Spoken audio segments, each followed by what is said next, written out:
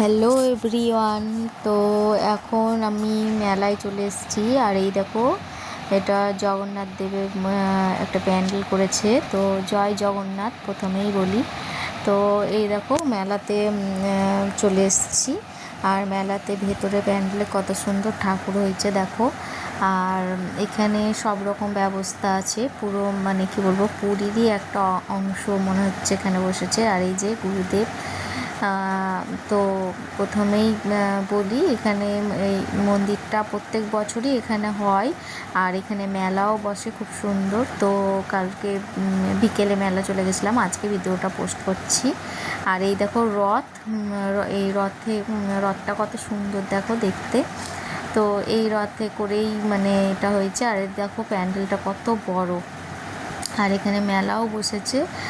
আর এই যে এই যে আমার ছেলে পায় না যে এই যে গাড়িতে চাপবো, তো দেখো ও মজা করছে গাড়িতে চেপে।